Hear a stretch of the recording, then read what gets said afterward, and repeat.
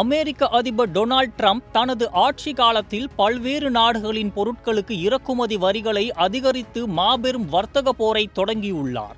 குறிப்பாக ஏப்ரல் 2ஆம் தேதி முதல் இந்தியாவிலிருந்து இறக்குமதி செய்யப்படும் பொருட்களுக்கு போட்டி வரி விதிப்பதாக அவர் அறிவித்துள்ளார். இதற்கிடையே வெனிசுலாவிலிருந்து எண்ணெய் மற்றும் எரிவாயு இறக்குமதி செய்யும் நாடுகளுக்கு 25% வரி அதிகரிக்கப்படும் என்று ட்ரம்ப் அறிவிப்பு வெளியிட்டிருந்தார். மேலும் வெனிசுலாவிலிருந்து இந்தியா எண்ணெய் பெரிதும் இறக்குமதி செய்வதால் இந்தியா எதிர்கொள்கின்ற பொருளாதார சவால்களை மேலும் மோசமாக்கும். இந்த நடவடிக்கைகள் அமெரிக்க பொருளாதாரத்தில் மந்த நிலையை ஏற்படுத்தும் வாய்ப்புகளை அதிகரித்துள்ளன. அமெரிக்காவில் பண மதிப்பு சரிவடைந்து வேலை வாய்ப்பின்மை அதிகரிப்பதன் காரணமாக அமெரிக்க பொருளாதாரத்தில் ஸ்திரமற்ற நிலை ஏற்படும் என பல நிபுணர்கள் கூறுகின்றனர். கடந்த 6 மாதங்களில் அமெரிக்க பங்குச்சந்தையில் பெரும் பரபரப்பு ஏற்பட்டுள்ளது. முதலீட்டாளர்கள் பெரிய அளவில் தங்கள் பங்குகளை விற்பனை செய்துள்ள நிலையில் அமெரிக்க பொருளாதாரம் மந்த நிலைக்கு செல்லும் வாய்ப்பு 43% அதிகரித்திருக்கிறது. இந்த சூழல் இந்திய பொருளாதாரத்திற்கு பல வகைகளில் நன்மை தரக்கூடும் என பெர்ன்ஸ்டைன் நிறுவனத்தின் அறிக்கை தெரிவித்துள்ளது.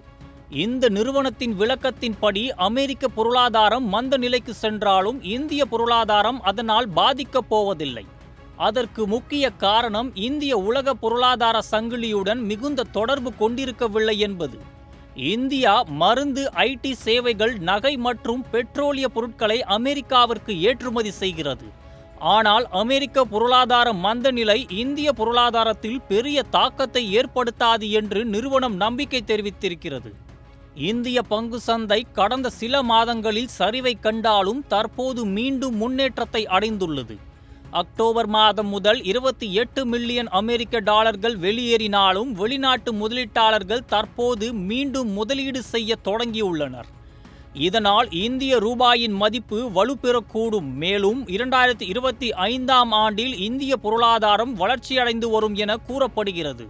இந்திய பொருளாதாரம் அமெரிக்க பொருளாதாரத்துடன் மிக அதிகமாக சார்ந்திருப்பதில்லை என்பது முக்கிய காரணம். இதனால் அமெரிக்கா இந்திய பொருட்களுக்கு வரி அதிகரிப்பதாக எச்சரிக்கை விடுத்துள்ளது.